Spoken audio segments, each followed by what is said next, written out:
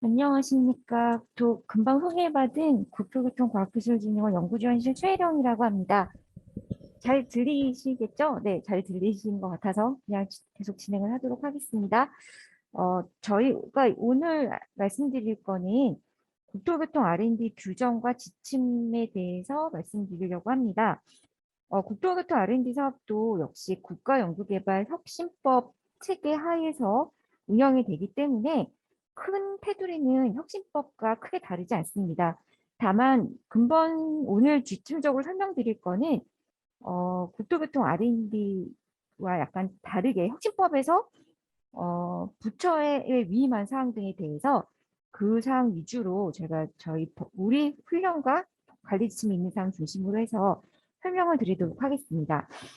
그래서 자료 작성도 저희가 이 교육 자료도 저희가 작년 4월에 카이아 에듀, 아니 올해 4월이죠. 5월 4월에 카이아 에듀를 통해서 혁신법 설명회를 했었고 그 자료를 기반으로 해서 만들어졌고요. 내용을 보시면 회색 바탕으로 되어 있는 거는 혁신법에 있는 자료이고 그 넘기시다 보면 남색으로 진하게 되어 있는 부분이 있고요. 그게 저희 교통교통부만 좀 특이하게 있는 제도라고 생각하시면 될 것 같습니다. 그러면 설명드리도록 하겠습니다. 목차는 국토교통 R&D 규정 체계에 대해서 먼저 말씀을 드리고요. 그리고 나서 국토교통 R&D 관리 체계와 그리고 기타 유의사항들 이 순서로 말씀을 드리도록 하겠습니다. 국토교통 R&D는 지금 보시는 표와 같이 과학기술정보통신부에서 만든 혁신법과 그리고 국토교통부 소관으로 만들어진 국토교통과학기술 육성법 이 체계 하에서 움직이는데요.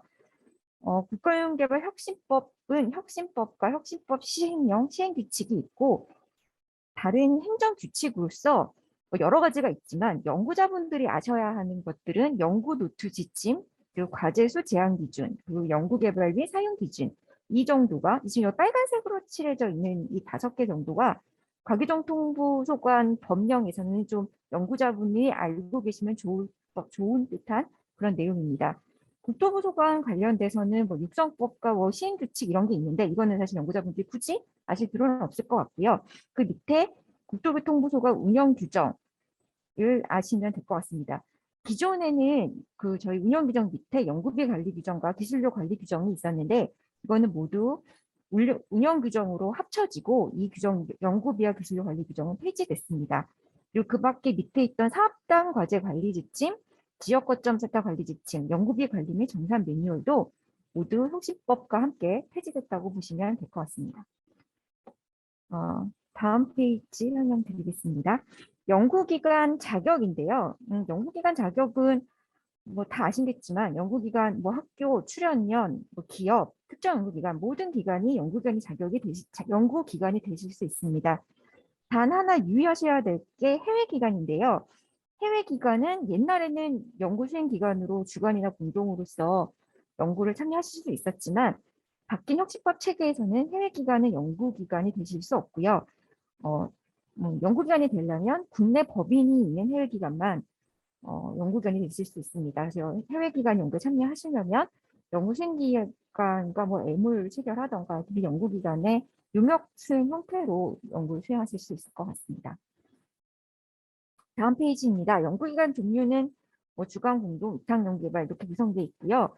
옛날에는 협동이 있었는데 그건 없어졌습니다. 그래서 과제 구성은 전문기관이 주관 공동기관이랑 같이 이 공동으로 구성된 이 과제에 대해서 이 주관기관 공동연구원과 함께 협약을 체결하는 형태로 과제가 구성이 되고요. 뭐 약간 심플한 과제인 경우 이런 식으로 과제가 구성이 되고 만약 과제가 좀 복잡하다라고 할 경우에는 여러 개의 과제가 각각 전문기관과 협약을 체결을 하고 이 여러 개의 과제를 총괄하는 총괄 연구개발을 역할을 하는 다른 어떤 주관 연구기관이 그 총괄 역할을 수행하는 그런 형태로 과제가 진행이 됩니다. 과제 구성에 대해서 말씀을 드렸고요. 연구기관 책임과 역할입니다. 연구기관의 책임은 효율적인 추진을 위해 노력하셔야 되고 연구 지원에 최선을 다하셔야 되고 그리고 고유의 연구개발 업무 부담이 가중되지 않도록 배려를 해야 되는 게 연구기관의 중요한 책임이라고 하실 수 있겠습니다. 연구자의 책임은 자율과 책임을 바탕으로 성실하게 국가연구개발 사업을 수행을 하셔야 되고 연구 윤리를 준수하고 진실하고 투명하게 연구개발 활동을 수행할 것이라고 이 법과 시행령에 명시되어 있습니다. 연구과제 협약 체결 관련입니다. 협약 체결은 전체 연구기관에 대해서 협약을 체결하고 최초 과제 선정 단계에서만 협약을 체결하고 옛날처럼 연차별로 혹은 단계별로 협약을 체결하고 있지는 않습니다. 협약 체결할 때 협약 당사자는 연구기관으로서 주관 공동 위탁 이 전문기관과 함께 다 같이 도장을 치는 형태로 협약이 체결이 되고요. 협약 당사자는 연구기관이지 연구자는 협약 당사자에 미포함됩니다. 저희 부처만 약간 특이하게 이번에 훈련과 관리 지침에 들어가 있는 내용인데요. 연구개발과제 수행기간 선정에 대한 취소 근거입니다. 선정평가 끝나고 나면 연구기관은 당연히 협약을 체결을 하게 되는데요. 가끔 연구개발계획서가 그 단계에서 협약을 체결하기 전에 허위 작성이 됐거나 아니면 연구기관이 협약을 체결을 불응하거나 보완 요청에 대해서 불이행하는 경우가 있습니다. 그러면 수행기간의 선정을 취소할 수 있다는 내용이고요. 보증보험증권 진구와 관련돼서는 많은 연구기관들이 요건에 대해서 이제 불편해하시고 좀 부담이 많으시다는 얘기가 많으셔서 저희가 약간은 되게 큰 어떻게 도움이 되실지는 잘 모르겠지만 최근 회계연도 말 유동 비율이 150% 이상, 부채비율 200% 이하, 이자 보상 배수율 1배 이상 이 조건을 모두 만족하는 기업은 보증보험증권을 면제하는 것으로 이렇게 올해 12월부터 지침 개정이 됐습니다. 그래서 일정 기준은 그 기업의 경영 상태가 안정적이라는 일정 상태를 만족을 하면 보증보험증권은 제출하지 않는 걸로 바뀌었습니다. 그리고 연구개발 계획서에 성과지표가 질적지표를 50% 이상 설정을 하는 걸로 바뀌었습니다.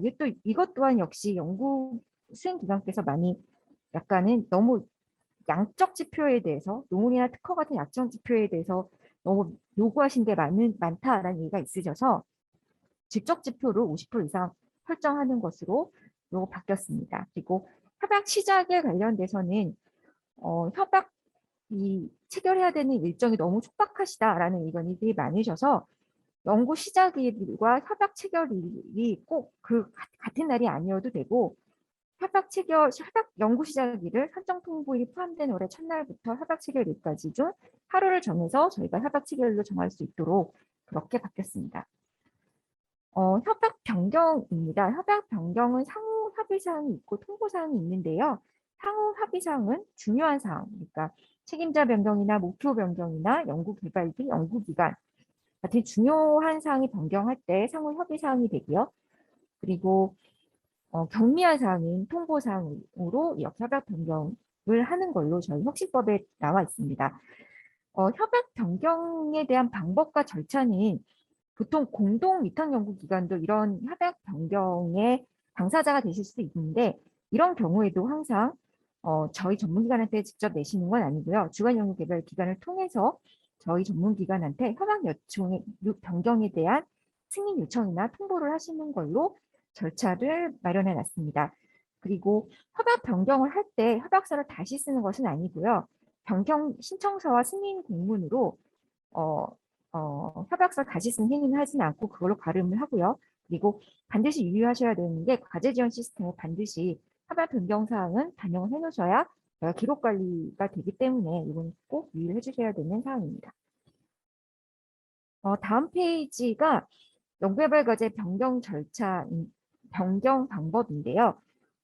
이건 각 내용이 너무 디테일하니까 한번 보시면 될 것 같은데 각 사항마다 승인 사항인지 통보 사항인지 아니면 시스템 변경만 하면 되는 사항인지를 정리해 놨습니다. 그래서 여기 보시면 상호 협의 가로치고 승인 사항이나 혹은 그냥 승인이라고만 써 있는 사항은 별로 다를 바가 없이 저희 전문기관과 협의하셔서 이렇게 협약 변경하고 싶습니다라고 공문을 보내시고 저희 쪽에서 그거에 대해서 승인을 하거나 아니면 승인 불가하거나 라는 형태로 진행되는 게 승인과 상호 협의입니다. 통보는 저희 전문기관에 공문으로 예를 들어 연구개발 기관이 변경됐습니다. 연구개발 기관이 아닌 관계기관이 이렇게 변경됐습니다라는 변경 통보만 해주시는 게 통보사항이고요. 여기 보시면 이지바로 시스템 등록 이렇게 써 있는 거는 이지바로 시스템에 입력만 하시면 되는 사항입니다. 저희 쪽에 공문을 따로 보내주지 않으셔도 됩니다. 이 부분은 저희 관리 지침에 나와 있고요. 나중에 한번 확인해 보시면 될 것 같습니다. 그리고 다음이 과제 중단 요청입니다. 연구 수행을 하시다가 해당 과제 전체가 중단이 돼야 할 사항이 발생이 되셨을 경우 주관연구개발기관이 전문기관에 신청하시는 겁니다. 이거는 공동연구기관이 내가 이 과제를 그만하고 싶어 라고 했을 때 내시는 게 아니고요. 전체 과제가 중단이 돼야 될 상황일 경우에 내셔야 되는 거고요. 그 과제 중단을 요청하실 수 있는 사안은 연구개발 환경의 변화 또는 목표의 조기 달성으로 계속 수행이 불필요한 경우나 연구수행 기관이 계속 과제를 수행하기에 뭐 회사가 뭐 폐업이라던가 뭐 그런 경우가 돼서 계속 수행이 불가능할 경우 그럴 경우에 요청하실 수 있습니다. 이런 요청을 하시게 되면 저희 원에서는 특별 평가를 거쳐서 과제 중단 여부를 결정하게 됩니다. 다음은 연구과제 보고서 제출입니다. 연구개발의 개발 과제의 보고서는 연차 보고서와 단계 보고서, 최종 보고서가 있는데요. 연차 보고서는 연도별로 연구과제 종료일까지 내시는 거고요. 단계 보고서는 평가를 받기 위해서 내시는 거기 때문에 평가용은 종료 45일 전에 내셔야 되는 거고 평가가 끝나신 다음에 보고서를 보완해서 단계 종료일까지 제출하도록 되어 있습니다. 최종 보고서는 이것도 역시 평가를 위한 보고서이기 때문에 협약 종료하고 나서 60일까지 최종 보고서를 제출할 수 있습니다. 그 외에도 연구기관에게 저희 전문기관에서 어떤 각종 자료와 보고와 관련한 자료 제출을 요구를 드리실 수 있습니다. 연차 보고서는 아까 말씀드렸던 것처럼 평가를 위해서 제출하는 보고서가 아닙니다. 그래서 단지 진도 점검 등이나 저희가 그냥 그런 걸 확인하기 위해서 받는 보고서고요. 그래서 저희 훈련과 관리 지침에는 연차 보고서를 받은 이후에 검토 과정에서 필요하다고 판단되는 경우에 현장 점검이나 점검 회의를 개최할 수 있다라고 되어 있습니다. 그리고 여기 이런 일이 있을 때는 연구수행기관에서는 협조해 주셔야 되고요. 평가와 다른 점은 평가는 평가가 끝나고 중단이나 이런 후속 조치가 있을 수 있지만요. 중간 점검은 중단이 여부를 평가하는 게 아니고 단지 컨설팅을 위한 평가이기 때문에 중단이나 이런 게 되는 평가는 아닙니다. 다만 점검을 가다 보니 과제가 더 이상 수행하는 것이 환경 변화로 과제 수행이 더 이상 하는 것이 불필요하다고 판단되는 경우가 생길 수가 있고요. 이런 경우는 다시 국토교통부에 저희가 보고하고 특별평가를 실시할 수 있도록 되어 있습니다. 단계평가, 최종평가는 저희는 평가 결과를 가지고 보완, 변경, 중단하거나 연구비를 감액, 증액하는 데 사용할 수 있고요. 평가는 우수, 보통, 미흡, 극히 불량 이 4가지 등급으로 나눠서 평가 결과를 도출하게 됩니다. 최종 평가도 마찬가지고요. 단지 단계 평가는 다른 게 극히 불량이면 극히 불량은 수행 과정이 부적절하고 성과가 계획 대비 매우 미흡한 경우 극히 불량이라고 판단을 내리는데요. 극히 불량이면 과제를 중단할 수 있고 그리고 제재까지 줄 수 있는 사안입니다. 저희가 단계평가나 최종평가 할 때 평가하는 방법에 대해서 관리 지침에 저희가 상세히 이 내용을 적어놨습니다. 평가 항목은 과정평가와 성과평가, 계획평가 이 3가지 부분으로 나눠서 평가를 진행을 하고요. 계획평가는 평가에 점수를 부여하는 건 아니고 단지 의견만 제시하는 방향으로 진행이 됩니다. 과정평가나 성과평가는 점수가 부여가 되고요. 점수 부여가 돼서 이 과정평가와 성과평가 합한 금액으로 등급이 도출이 되는데요. 우수는 80점 이상 80%, 만점에 80% 이상, 보통은 60에서 80%, 미분 60% 미만이고요. 극히 불량은 과정평가 점수와 평가 점수가 모두, 그러니까 엔드 조건이죠. 모두 만점에 40% 미만일 때에만 극히 불량의 등급을 부여하는 걸로 관리 지침에 되어 있습니다. 특별평가 설명을 잠깐 드리면요. 특별평가는 연구 부정행위 발생이나 연구 책임자가 참여 제한에 확정이 됐거나 연구개발 환경이 변경되는 사유가 발생이 되는 경우 특별평가를 거쳐서 연구 목표 및 연구 책임자에 대한 변경이나 과제 중단을 할 수 있습니다.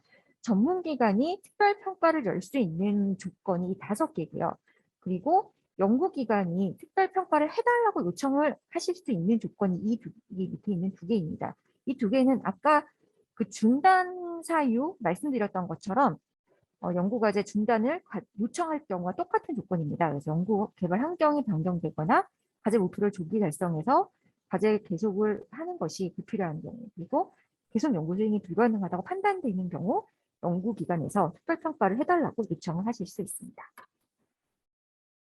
전문기관이 할 수 있는 경우는요, 부정행위가 발견됐거나 참여 제한이 확정됐거나 연구개발 과제의 계속 수행이 불필요하다고 생각이 되거나 환경 같은 게 변해서요. 그리고 전문기관이 연구 책임자의 요청을 받아들이는 경우, 뭐 이런 경우 저희가 특별평가를 할 수가 있습니다. 네, 다음 페이지 연구개발비 사용입니다. 이거가 저희 훈령에 새로 나온 건데요. 혁신법에는 영리기관이 인건비를 현금 계상할 수 있는 조건이 아마 중소 중견기업인 연구개발기관이 신규로 채용하는 참여연구원, 그리고 연구개발 성과의 전부 또는 일부를 국가의 소유로 하는 연구개발 과제에 참여 연구자한테 주는 그런 경우, 이런 2가지 경우에만 현금 인건비가 가능하다고 영리기관의 현금 인건비가 가능하다고 되어 있습니다. 그래서 그거에 대해서 불편을 호소하신 분들이 많으셔서 지금 혁신법 이전처럼 연구개발 서비스업이나 지식 서비스 분야의 연구 내용을 포함하는 경우, 그리고 대기업이나 공공기업이 신규로 채용하는 참여 연구자에 대한 인건비, 그리고 국가 전략적인 목적으로 다수 부처가 양해각서를 체결하고 공동으로 추진하는 사업에 참여하는 연구기관, 이것까지 다 인건비 현금이 가능하도록 바뀌었습니다. 그리고 다음 페이지에 영리가 인건비, 현금 인건비 50% 범위 내 계상에 대한 예외 조건인데요. 혁신법에서는 영리기관 인건비 현금을 50% 범위 내로만 계상할 수 있도록 돼 있어서 이것도 역시 불편이 많으셔서 저희 부처에서는 50% 이상을 할 수 있는 예외 조건이 5가지로 정했습니다. 그래서 기획 동향 조사를 목적으로 추진하는 과제, 또 중소기업의 지식 서비스 분야의 개발 내용을 포함한 과제를 수행하는 경우 부분의 인건비, 그리고 전문 연구사업자, 옛날에는 연구개발 서비스업자라고 불렀던 거기에 참여 연구원의 인건비, 그리고 청년 채용 3종 패키지에 따라 의무적으로 신규 채용을 해야 하는 과제의 인건비, 그리고 중소 중견기업인 연구개발기관이 신규로 채용하는 참여 연구자의 인건비, 이런 경우에는 50% 제한 없이 연기관 인건비 현금 지급 가능한 것으로 그렇게 바뀌었습니다. 그리고 평가 결과에 따른 연구수당 차등 지급인데요.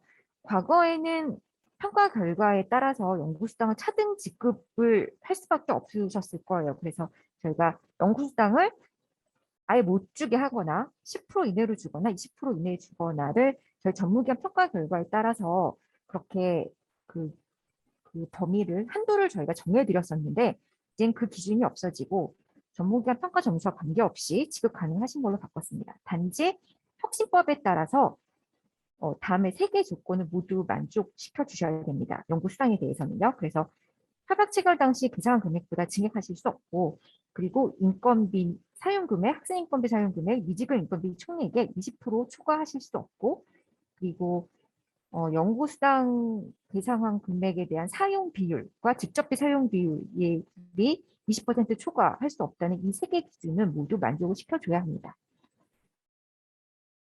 다음 페이지입니다.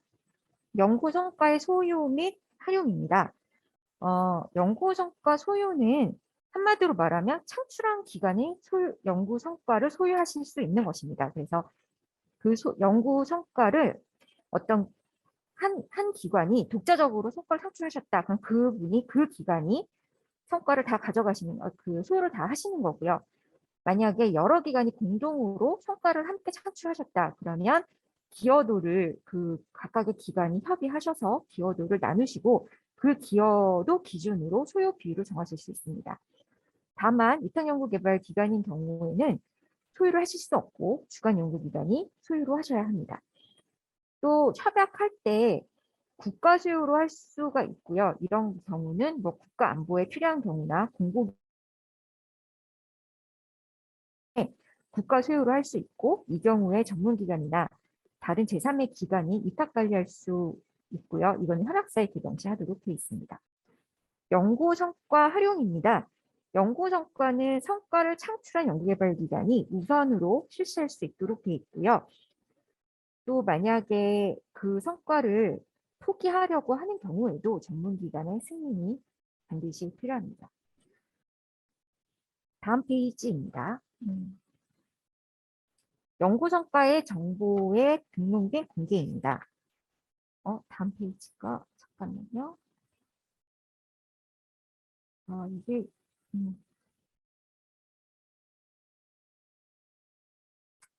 네, 이 연구 성과의 소유 말씀드렸고요. 이게 제가 저희 드렸던 자료랑 약간 다른 자료가 들어가 있어서 약간 당황했는데요. 잠시만요. 네, 다시 설명드릴게요. 연구 성과 정보 등록 및 공개입니다. 연구 성과의 최종 보고서는 제출일로부터 3개월 이내에 최종 보고서를 제출을 하셔야 되고요. 그리고 추적 조사는 종료 다음 해부터 5년간 매년 저희가 아마 추적 조사를 요청을 드릴 겁니다. 그래서 성과에 대해서 성과의 활용 실적에 대해서 저희 쪽에 제출해 주셔야 합니다. 다음 정보 납부 기술료입니다. 정보 납부 기술료는 뭐냐면요. 정부 저희 그 영리기관, 그러니까 중소, 중견, 공기업, 대기업인 경우에는 이런 기업은 저희 기술 실시 계약 체결을 해서 기술료를 받으시거나 아니면 그 기술을 직접 실시를 하셔서 매출이 발생하는 경우에는 그 금액의 일부를 정부에 납부하셔야 되는 게 있습니다. 그런 기관을 기술료 등 납부 의무 기관이라고 부르고 있고요. 그 기관은 그냥 영리기관이라고 생각하시면 될 것 같아요. 그분들은 정보 납부 기술료를 징수를 저희 쪽에 내셔야 되고 그거에 대한 기준은 보시는 표와 같습니다. 그래서 이 보시는 표처럼 기술료를 납부해 주시면 되고요. 그렇다고 해서 이거는 뭐 무조건 내야 된다는 게 아니고 기술료는 제3자 실시를 통해서 기술료가 발생할 경우 그리고 매출이 발생할 경우 이 두 가지 경우에만 정부 납부 기술료를 징수하시면 됩니다. 내시면 됩니다.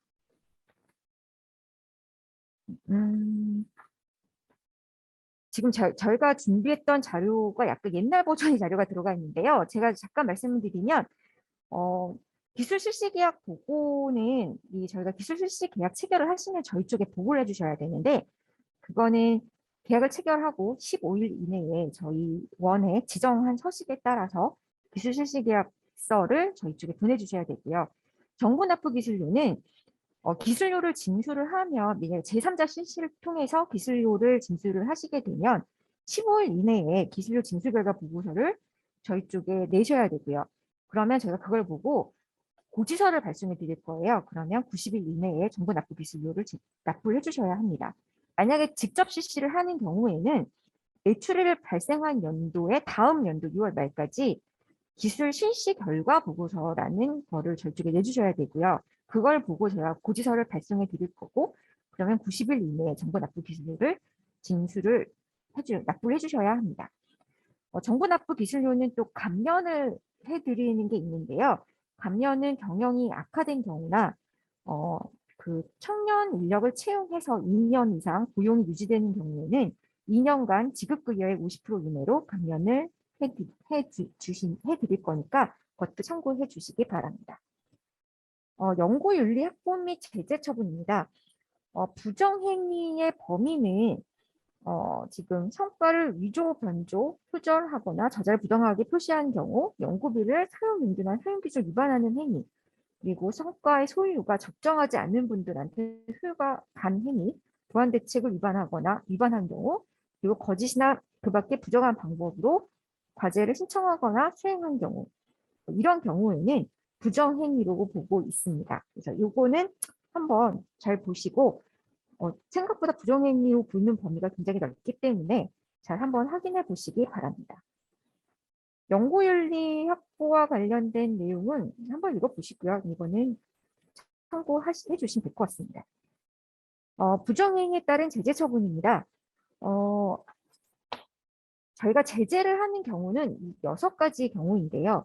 수행 과정에서 아까 중간평가나 최종평가 결과, 평가 결과가 극히 불량한 경우, 그리고 연구자 또는 연구개발 기관이 이 협약에서 정한 이 의무를 고의로 이행하지 아니해서 연구과제가 변경 또는 중단되는 경우, 그리고 아까 말씀드렸던 부정행위를 한 경우에, 그리고 연구 수행 과제를 아무 정당한 사유 없이 그냥 포기한 경우, 그리고 기술을 납부하지 않는 경우, 그리고 정산 회수금을 납부하지 않는 경우, 이런 경우에는 저희가 참여 제한과 함께 제재 부과금을 부과하도록 되어 있습니다. 그래서 이런 일이 발생하지 않도록 이 부분을 좀 신경을 잘 써주시기 바랍니다.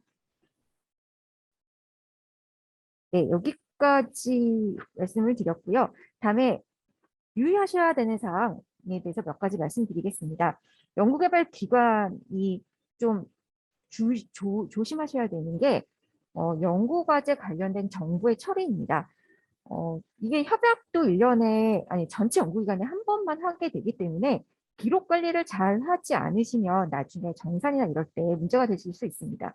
기록 관리를 하는 가장 좋은 방법은 시스템을 통한 것이라고 생각이 되고요. 그래서 저희 시스템, 그러니까 또 문제는 22년 1월부터 아이리스라고 해서 범부처 시스템이 오픈이 됩니다. 그래서 그 시스템이나 아니면 저희 시스템을 통해서 연구개발 정보에 대해서 잘 처리를 해주셔야 됩니다. 그래서 아까 여기 3개에 써 있는 것처럼 신속 정확하게 입력을 해주셔야 되고요. 그리고 품질 관리나 이런 거에 대해서도 신경을 써주셔야 됩니다. 그래서 그 부분은 꼭 좀 유의를 해주셨으면 합니다. 그리고 주요 정보 통지 방법인데요. 가끔 저희 기관이 여러 기관을 상대로 하다 보니까 연구수행기관한테 가야 하는 문서 같은 게 약간 배달 사고 같은 게 일어나는 경우가 좀 많습니다. 그래서 저희가 법적으로 이건 협약서에 나와 있는 건데요. 저희가 그 문서를 송달해 드렸다라고 보는 거는 이 협약서에 내용 증명으로 보내거나 등기 우편으로 보내거나 아니면 전자문서를 보내는 경우 모두 이걸 통지를 했다고 보고 있습니다. 그래서 뭐 내용 증명이나 등기 우편은 거의 못 받을 일이 없을 것 같긴 한데 전자문서는 통합정보 시스템에 등록한 전자메일 주소로 저희가 전송을 한다던가 아니면 통합정보 시스템을 통해서 저희가 문서로 보낸다던가 이런 경우에는 모두 저희가 송달이 된 걸로 보기 때문에 저희 이런 부분은 좀 항상 유념을 해주셨으면 합니다. 그리고 만약에 주소가 변경되는 경우에도 즉시 당사자에게 통지를 해주셨으면 합니다. 연구노트 작성입니다. 연구노트 작성 관련돼서는 국가연구개발사업 연구노트 지침이라고 따로 있는데요. 연구노트는 과제마다 작성하셔야 되고요. 또 기간마다 꼭 연구노트를 작성해 주셔야 합니다. 그리고 연구자별로 연구노트를 작성하는 게 원칙이지만 하나의 연구노트에 대해서 다수 연구자가 공동으로 작성하실 수도 있습니다. 그리고 연구노트의 권리는 연구개발기관한테 있습니다. 다음 페이지입니다. 보안과 연구실 안전관리에 대한 부분인데요. 이거는 요즘 들어 좀 굉장히 많이 중요시하고 있는 부분이고요. 뭐 자세한 내용은 아니고 관련법을 잘 준수해라 라는 정도의 내용으로만 들어가 있습니다. 한번 읽어보시고 참고하시면 될 것 같습니다. 동시수행 연구개발 과제 수 관리입니다. 혁신법과 혁신법 시행령에서 나와 있는 내용인데요. 참여 연구자로 5개 과제, 그리고 책임자로 3개 이내 과제를 수행하실 수 있고요. 이거에 위배되지 않게 연구 수행을 하실 수 있도록 항상 신경 써주시기 바랍니다. 지금까지 저희가 저희 규정과 훈령에 대해서 설명을 드렸고요. 요거 하나 안내해 드릴 사항이 있는데 저희가 저희 홈페이지나 아니면 카카오톡의 그 친구 추가를 통해서 저희 챗봇을 이용하실 수 있습니다. 저희가 앞으로는 저희 중요한 변경 사항이나 그런 것은 저희 챗봇을 통해서 많이 올려드릴 거고요. 그래서 저희 홈페이지나 저희 카카오톡을 통해서 카카오톡에서 이렇게 친구 추가를 하시면 핸드폰으로 좀 쉽게 내용을 보실 수 있으니까요. 이거에 좀 많이 이용해 주셨으면 해서 안내사항을 드렸습니다. 이상입니다. 먼저 혹시 궁금하신 사항 있으시면 말씀해 주시면 대답해 드릴게요.